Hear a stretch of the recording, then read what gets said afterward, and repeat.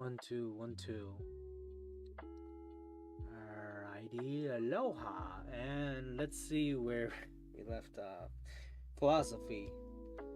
Ethiopian philosophy has been superlatively prolific since ancient times in Africa, though offset of Greek and patristic philosophy. The best known philosophical revival was in the early modern period. Figures such as Sarah Jacob, 1599 through 1692. Sure, a whole 100 years. And his student Wada Hewat, who wrote Hatata Inquiry in 1667 as a argument for the existence of God. So they have their own article here. Ethiopian philosophy. So let's see. Ethiopian philosophy or Abyssinia philosophy includes a lot of things. Wada Hewat, yeah. Sarah Jacob, yeah, we learned about that. In the beginnings, Greek,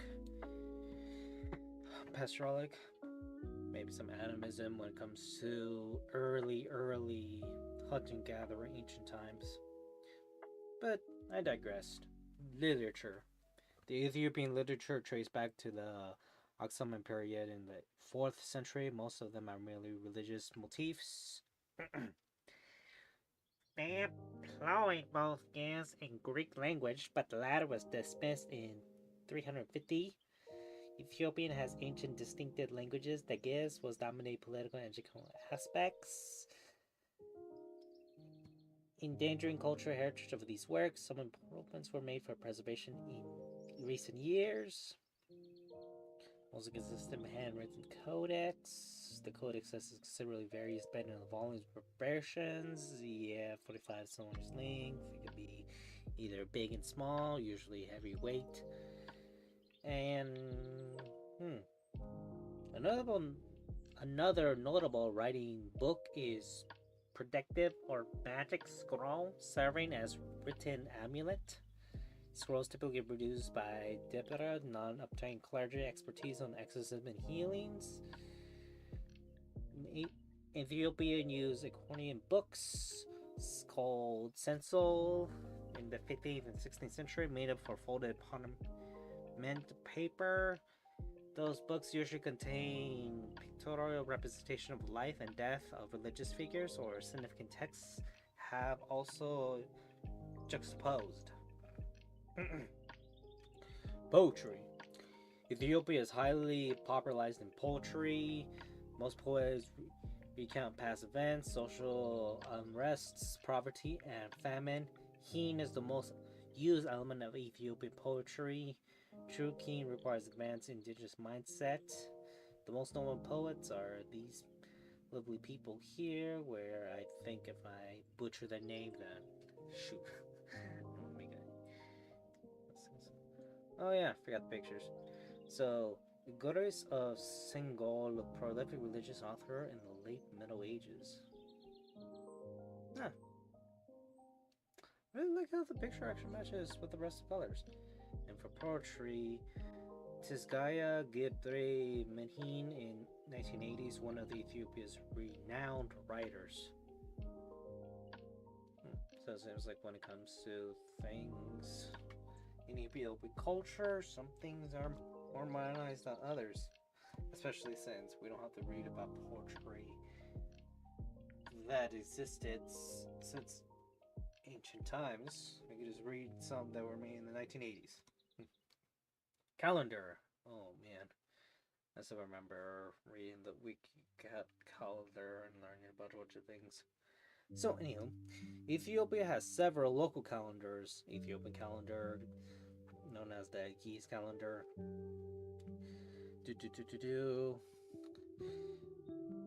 Old Alexandrian Copic calendar of Egyptian derives from the Egyptian calendar, and the Ethiopian months began on the same day. Yeah, so Coptic calendar and Ge'ez calendars, the Egyptian and local Ethiopian, have similarities but differences. Like the Julian calendar, yep, there's the leap year that goes with that. They also adopted the Gregorian calendar When the ecological system was developed around 300 BC by the Ormo people, a lunar stellar calendar.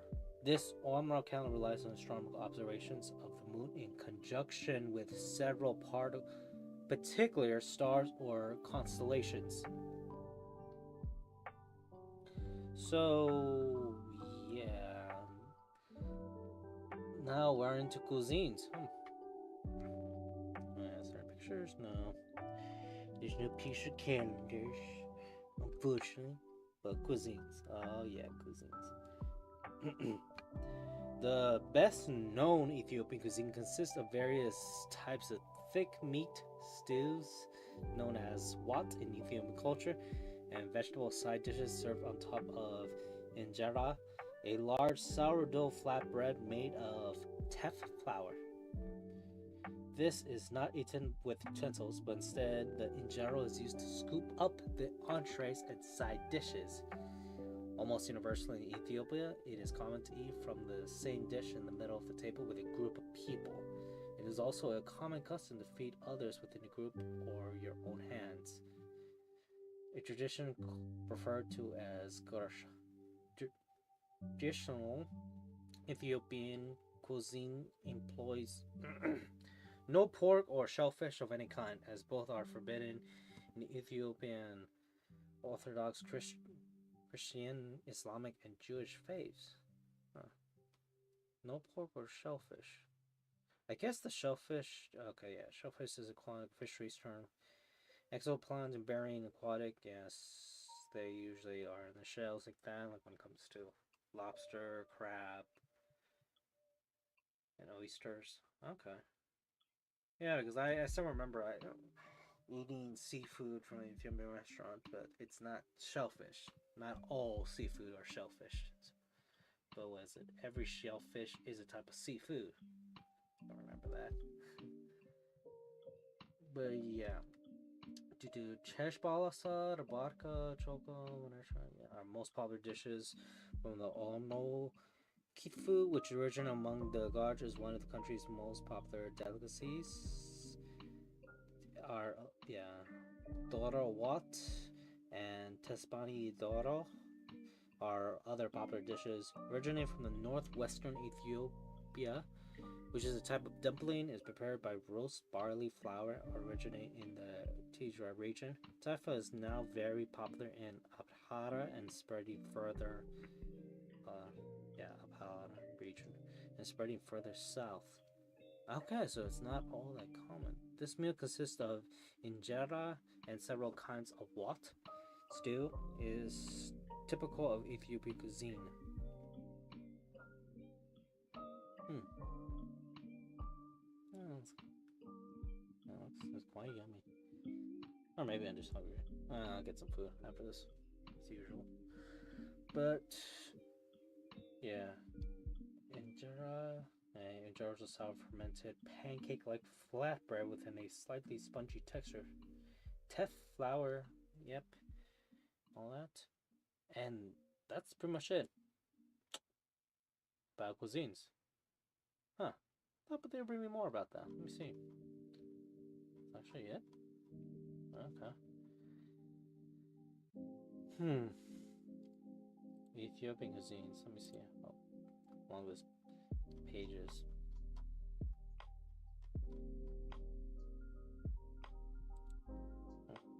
Okay. Hmm.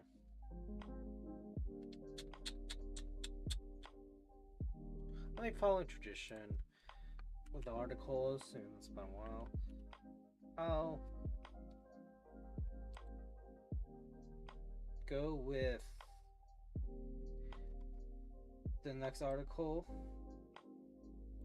The future Ethiopian cuisines. Food dishes. I like talking about food. All that besides eating. Oh, whoa. Media. Okay.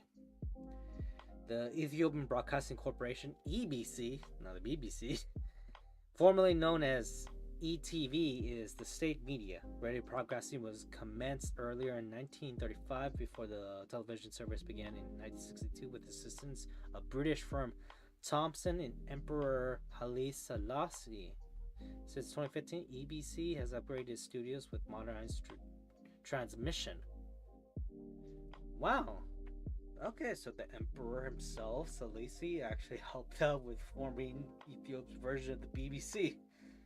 And Thompson, I think that's referring to one of the people who was influential making the BBC. But I digress. Kana TV is the most popular TV channel in Ethiopia. Yeah, dub foreign content into Amharic. Yeah, more of our numerous private channels were commenced in 2016. Been the largest TV network since its launch in 2017. Mostly circulating newspapers. Yeah. The sole internet provider is the national telecommunication of Ethio Telecom. Yay!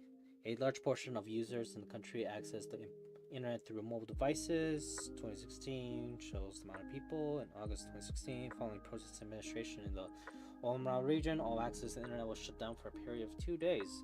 In June 2017, the government shut down access to the internet for mobile users during a period that coincided with the administration of university entrance examination. Oh shoot! Although the reason for restriction was not confirmed by the government, the move is similar to the measure taking place in the same period, 2016, after a leak of Twist questions. They got rid of the internet for the whole country because of cheating. They didn't want people to cheat. Huh.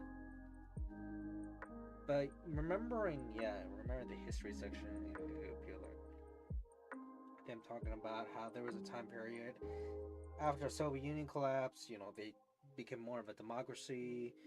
They got rid of authoritative figures. There was still a period of corruption, and it was around like the 2010s that we were starting to become more of a democratic country that had a lot of foreign interests and businesses. A lot of people are living in a free life and free economy.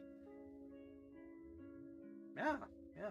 2015, 2016, yeah, that makes perfect sense. So I guess before that, not many people didn't get much media besides from the EBC, the state-run media channels. Huh. The Ethiopian Broadcasting Corporation, former headquarters in Addis Ababa. So yeah, science and technology. Oh, let me look at the time. How much I have left? I don't know. Shoot, I don't know if I could go through here. And no, probably not. But yeah, I guess for Ethiopian cuisine, yeah, I'll save that. I'll definitely look at this entire article and hell, even do more things about it. Is it part of? Nah, it doesn't say like part of the food culture, foods in the world. So.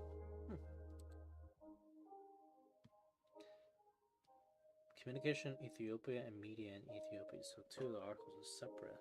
Alright. Yeah, they definitely talk more about it. And I was really glad that even they have for the science and technology Ethiopia, they have their own article. Nothing is separate. There's a lot of attention to detail when it comes to information.